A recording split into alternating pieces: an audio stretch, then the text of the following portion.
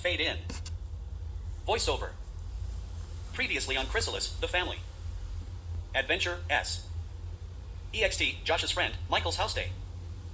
The front door opens, revealing Michael, who looks shocked. Michael. Oh my god. Josh. I can't believe it. It's like you came back from the dead. What happened to you? Josh. Oh, it's so complicated. Michael. Wow, it's really good to see you. Buddy. You just caught me in the nick of time. I'm leaving today for Stanford.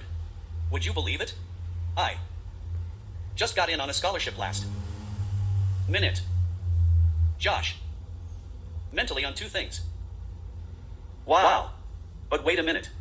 I need your help finding Amanda Wainwright. I still don't have my phone. Michael. Who? Amanda Wainwright? Josh. Oh, come on, you gotta know her. She's in our school. Michael. Teasing smile. Oh, she's in our school now. Nice. Work. Now at least you're on the same continent. Have you heard from that other girlfriend now that she's in a war zone? Josh. What other girlfriend? Michael. Oh, you know who I mean. You begged me to borrow my phone to cut class so you could sext her. I got in trouble for that. Josh. No, you didn't. Michael. Yes, I did. Don't you remember? Josh. You got in trouble because you changed my records back when my dad yanked my phone. Michael. Yeah, that too. I saved your life. Josh.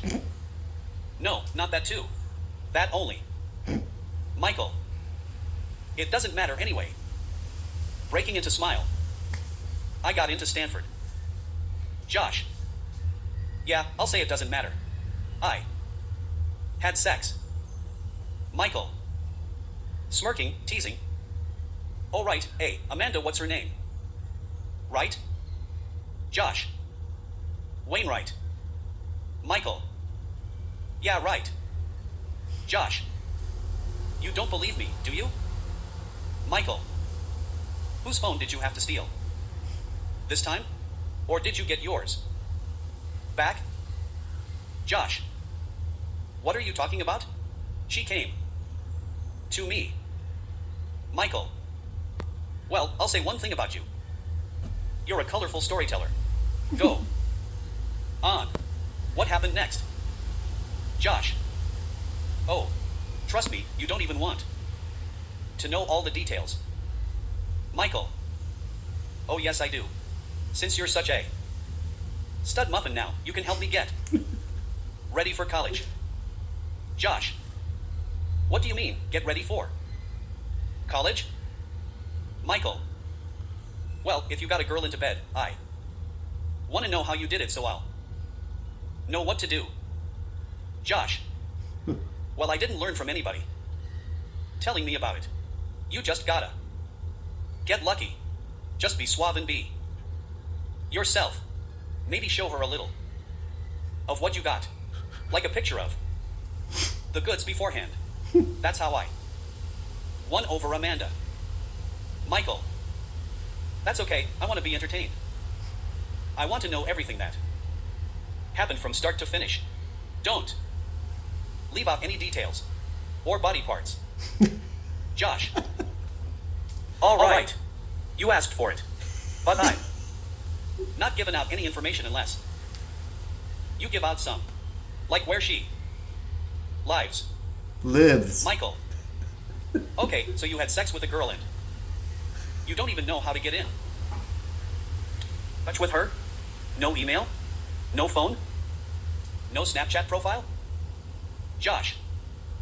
Hey, did you already forget I got no phone? All right, forget it. I don't need you to tell me. I'll find out somehow. And that, my brother, is how a guy gets laid. Persistence. And the hallway in front of Josh's room day. Mike, in the doorway of Josh's room, faces Joey. Both look confused and incredulous. Joey. What the hell's going on? Oh my god. The room stinks, the boy's gone. Somehow. You want to start explaining? Mike. Yeah, I'll be glad to. Joey. You know he's in big trouble, right? Isn't that what your lawyer was saying on the phone? How'd you let him slip away? Mike. Well, if you'd let me explain. I came by like I told you. The door was open, seems to be a thing around here whenever I show up. Joey. Not me. Mike. Yeah, I know, not you. Giselle was here. Joey. Oh, now she finally decides to show up. But where is she when you really need her? Mike. She didn't look too good. Like she was really tired. Joey. She's got nobody but herself to blame for that. Mike. Let's not get into that. Let's just stay focused on Josh. So he was here with her in the living room, on the couch. Joey. Really cracking up. Oh, really? And somehow you ended up locked in a room all by yourself. That reeks of piss. You care to explain yourself? Your bladder giving way again? Mike. No, Joey, thankfully, this time my bladder was working fine. Fortunately, you came home in the nick of time. Joey. All right, so this is Josh's piss. Then, and yet somehow he managed to be gone while you're stuck in here. Brilliant work if you ask me. Mike. Hey, you gonna give me a chance to tell you what really happened? Or are you gonna keep editorializing so I can't get a word in edgewise? Caption, and now, continuing on in and out of the cocoon. Theme music / display. Caption, the family adventure continues. And Samantha's hospital room day. Dr. Moorfield is sitting by the bedside, next to Samantha, who's lying in bed, head up on her pillow, looking better than before. Dr. Moorfield. That's how therapy works. It helps relieve you of pressures that build up inside when you can talk to somebody honestly about them. You didn't do anything wrong. You were abused. And what's more, it was by an authority figure. I strongly suggest you follow through with this course of therapy, along with any medication you may need to help stabilize you. I will be back to see you a few times before you're discharged, but it's up to you to follow up once you're back at home. Samantha. I don't know about that. You know how my mom is. Dr. Moorfield. Yeah. She seemed pretty anxious for you to receive whatever treatment you need. Samantha. Yeah, but just to spite me, she'll forbid me from coming when she gets into one of her spiteful moods. She does that a lot. Dr. Moorfield. I know, you told me. We'll talk about that next time. I think she's gonna be okay about this, though. He pats her gently on her shoulder closest to him, gets up to leave, and reaches out his hand to her to shake hers. Dr. Moorfield. Okay, Samantha, I'll be seeing you.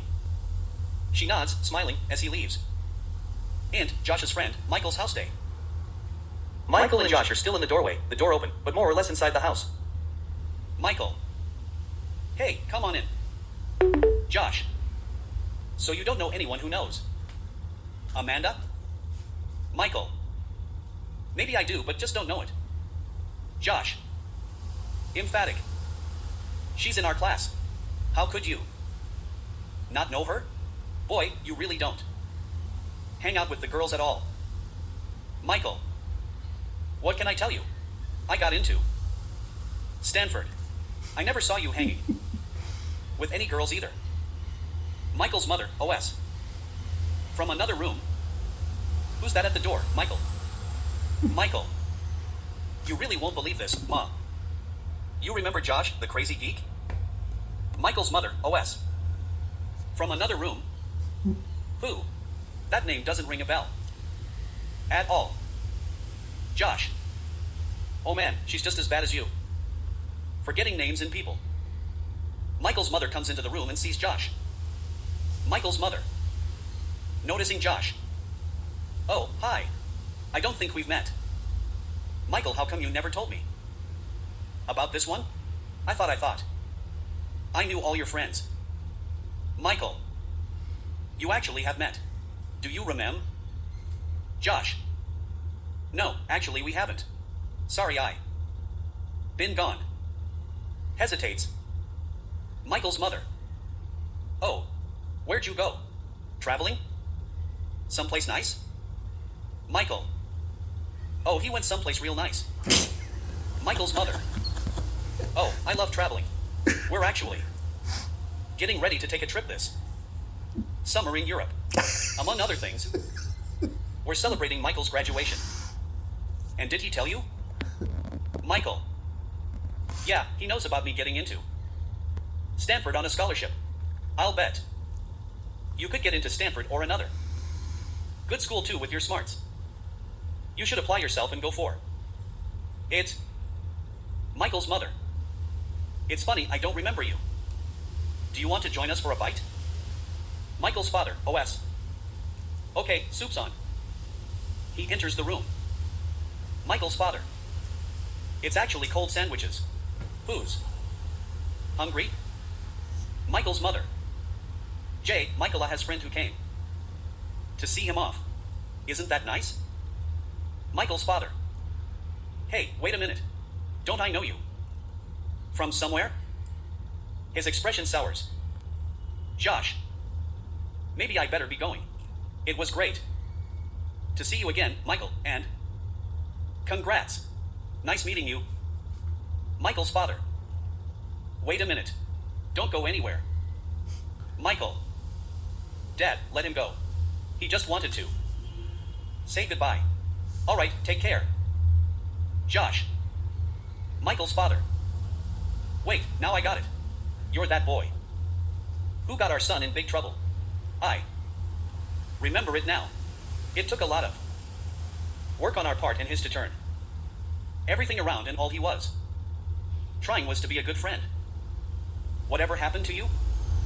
Josh. I got punished. Michael's mother. Taken aback. Oh, you're that boy? Michael's father. I hope you learned your lesson and got it together. Josh. I sure did. Michael's mother. Disappointed. And you didn't even tell me. Josh. I'm sorry to bother all of you. Just wanted to wish Michael well. He was a good friend to me. And I'm really happy for you, Michael. He starts to leave. Michael's father. I hope seeing Michael's success inspires you to study hard too. Because you're a brilliant student. Too. As long as you play by the rules. Josh. Thanks, sir. I'll try my best. He walks out of the house as the three of them stare at him from behind with puzzled, perplexed looks. Michael's father. I hope that kid was serious. Because I never know whether I can trust him or not. Int, Samantha's hospital room day. Samantha's in her bed as we left her. She starts to reach for her phone when the door opens and in walks Kamala, who comes and sits at bedside. Kamala. I heard it went really well. Samantha. Smiling. Yeah, he kind of surprised me. I didn't know anyone had that kind of power to take away my pain. Kamala. That means it's working. But you have to stick with it even when it doesn't feel so good. Samantha. What you mean? Kamala. Sometimes you have to deal with stuff that makes you feel bad. That's the only way you can get over it. Just trust him. He knows what he's doing. Samantha. She stares in his face, half pondering, half zoning, and then looks back at Kamala with a smile. Kamala massages her arm. Samantha. So how are you doing? Kamala. Okay, I guess. Trying to look into a summer internship in legal advocacy for disadvantaged people with an emphasis on abused women. Samantha. Wow, that sounds great. You're so ahead of everybody else. They'd all be looking to work at McDonald's and to have some summer fun. Kamala. You know that's not me, honey. I gotta do things to help people. Samantha. Yeah, I see. Well, you've really helped me. Kamala. You helped me too by marching with us. And I like your fiery sense of justice. You just need to place it correctly, like not when you're in a crazy situation and a cop has cuffs on you. Samantha. Yeah. Kamala. You seem better than I've seen you in a long time. Samantha. I hope we can get out of here so we can have some real fun in bed together. Kamala. Smiles. Yeah, me too. We also need to make sure we get that case happening against the cop. Samantha. Have you talked to anyone? Kamala. It takes time. I signed the complaint.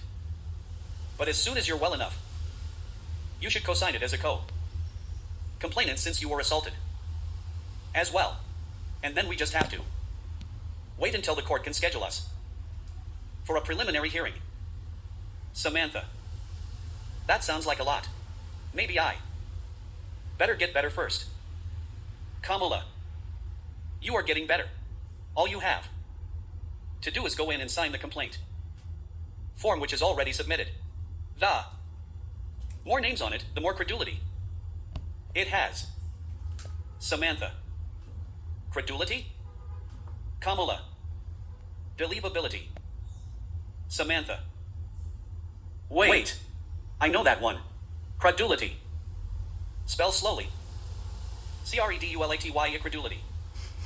Kamala smiles. Int, the house, living room day. The door opens. Josh walks in, somewhat enthusiastically excited.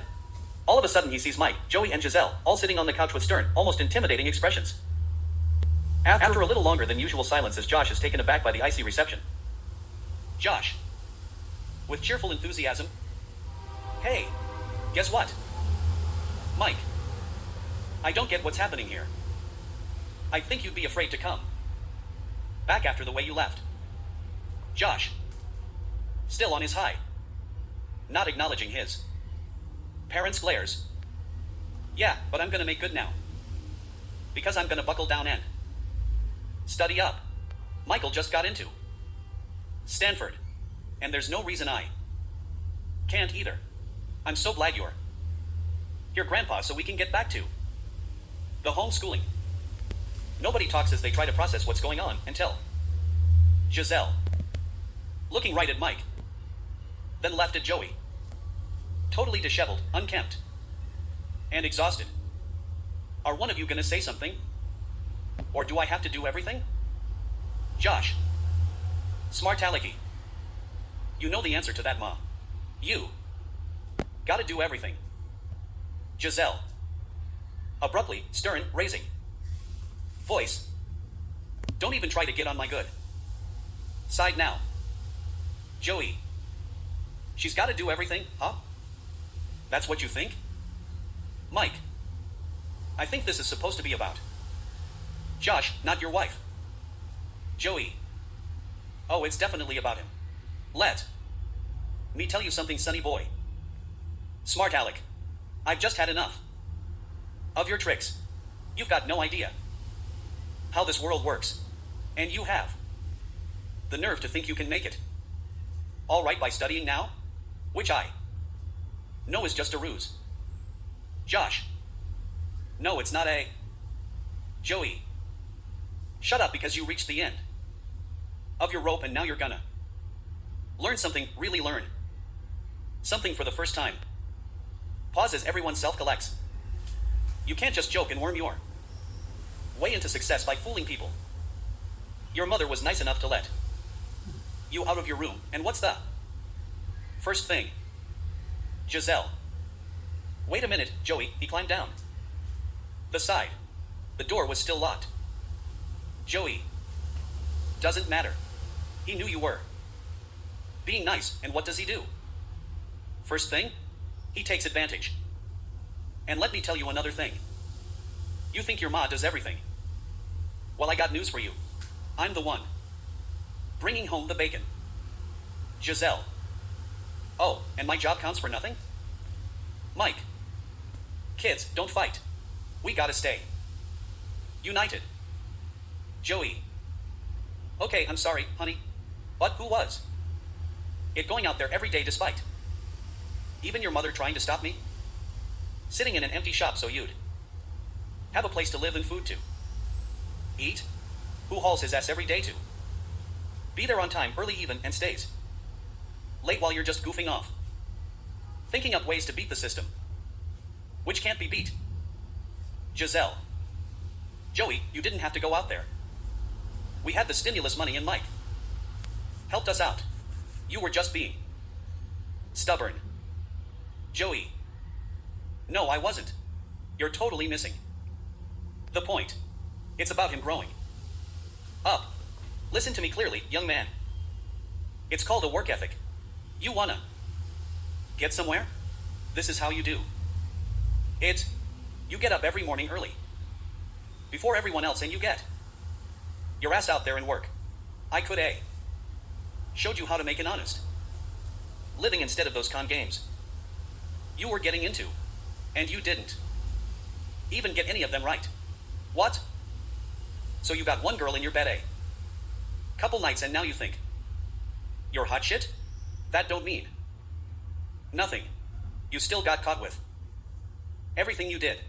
The only thing you succeeded at was making everybody around you's life a big pain. But you didn't get anything out of it. You're just lucky I didn't do to you what other boys' fathers do. You can't count my father. He's a liberal, so he's too soft. Looks at Mike. You know something? You're the reason this kid thought he could get away with anything. I think I somehow got mixed up in the wrong family, because I didn't have a father when I needed someone. Mike, are we gonna start this again? Joey, you better believe we are.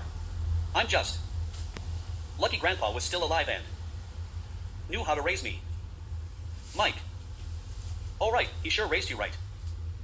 He taught you to hate people, to bring your children up like some kind of prison camp. Joey. Well, let's compare grandpas then. Which one of us is the one who's got a delinquent grandson? Which one is the one who takes care of his family, and the one you can trust to take your car to for repairs and maintenance? Mike. Joey, you can't compare yourself, a healthy, functioning, middle-aged man, to an adolescent. Joey. Oh, I thought we were all supposed to be united together, but you'd rather take his side. Aha. Giselle. Oh, Gad, will you guys please? My head is killing me. My ears are ringing. I can't do this anymore. Looks up, pleading. God, what did I do? I was never that bad. Deep exhale. Silence for a moment as everyone looks at her in total surprise. Mike. Wait a minute. There's something not right here. Joey. There's a lot not right here. Mike. I'm not talking about what you're thinking. Joey. What am I thinking? Mike. I'm talking about the very things you're getting down on Josh for are the exact things your hero, Donald Trump, is exactly guilty of. He's been playing that con game for all his life. Joey. What did I tell you about talking about the great Donald Trump that way here in this house? Giselle. I'm leaving. I gave you guys a chance, but you're all a bunch of boys. I'm going to stay at my friend's where I'll get some real peace and quiet. Josh. Smiling excitedly. Oh, the guy you had sex with? Giselle. All right, Josh, that's the end of You're at the mercy of your father now. Joey. What? You cheated on me? Giselle. I'm staying with my girlfriend, Jenny. That's what's wrong with you men. You all think alike on a one-track mind. Josh. Wait. You had lesbian sex? Wow. All right, Ma. Joey. Cracking up. You slept with another woman? That's hysterical. Giselle. Oh, now it's funny to you. Jesus. You people, I just said. I'm going to stay with a girlfriend. To get some rest. Stop with that. Sex, already. And as for you, sonny boy, I wish I was a lesbian. So I wouldn't have to deal with a big screw up like you. She sticks her tongue out at Josh and storms off, leaving the front door open. Josh. Wow, that's so cool that Ma's a lesbian. Joey. Shut up, your mother's not a lesbian. Josh. Oh, you're jealous, Dad. That means you really love her. Joey. How about I come over there and do to you what I've been meaning to do all year? And your ma is not here to protect you smarty pants. Mike. Joey, cool it, come on. All of a sudden the doorbell rings. Joey. The door's open, you moron.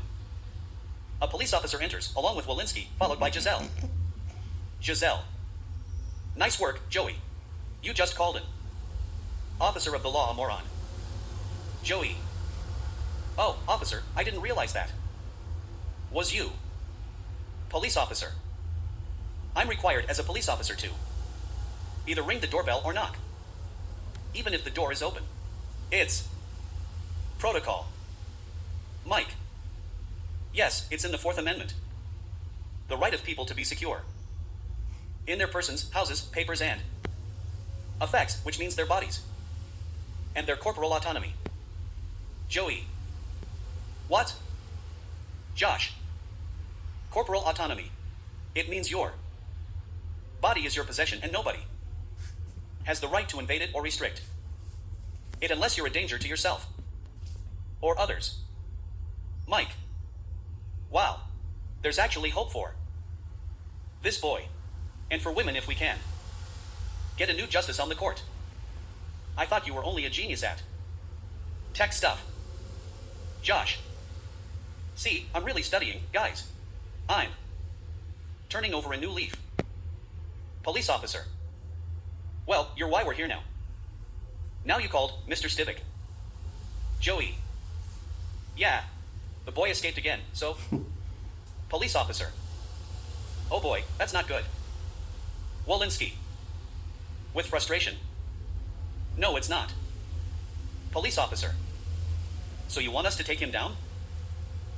Josh freezes up with fear as nobody says anything and Walensky looks at the family adults curiously for someone's answer. Mike. Wait a minute. We called you because he was lost to us and wanted you to find him, not lock him up. Joey. Speak for yourself. Giselle. Yeah, I'm with Joey on this. I've reached the end of my rope too. Mike. To Joey and Giselle. Do you really want him spending his childhood in jail? He was just missing. Giselle. Fine. You can be his guardian. And it wasn't just that one thing. Mike. I don't really believe you. Giselle. Look at me, Mike. I got one kid took all my meds, so I'm destabilized. I haven't slept in years. I need a break. I'm sorry.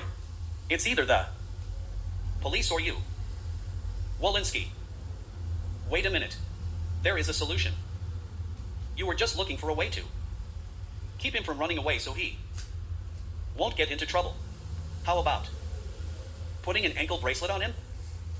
Police officer. An ankle monitor? Walensky.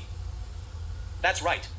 He can't detach it and his whereabouts are always available electronically to you and to the Police. Giselle. That actually might be a solution. Walensky. If he were to leave again, a GPS would set off an alarm and let you know immediately his actual whereabouts. But, Josh, if that were to happen, that would be your last straw. You'd have to be locked up. Do you understand? Me? Josh nods, relaxing somewhat but not completely. Police officer. Do I have your permission for this? Mr. and Miss Stivic? Josh. All I want to do is my studies now. I just need Grandpa to help since I don't have a computer now. Giselle. I can deal with that. And there's another thing I was gonna bring up. When we were alone before all this began, but I better do it now before I pass out. I'd like to get him into therapy. Joey. Oh no, not this again. Giselle. Yes, Joey. In fact, I think we should all be in therapy. But Josh especially. Because there's something missing in his head. Joey. Oh, you mean common sense? That seems to be flying around these days. Not just him. Giselle. It's really working with Samantha. And doing wonders for her. I think we'd all benefit from it, and I want to enroll us all. Joey. Well, count me out. I don't need therapy. Giselle. Joey, you're getting the wrong idea. Samantha didn't go because anything was wrong with her. Joey. Of course not, because she was forced into it. Giselle. No, Joey, because she was in a situation that anyone would need therapy to deal with. What is the plan going forward? Giselle suggesting the therapy. That's it.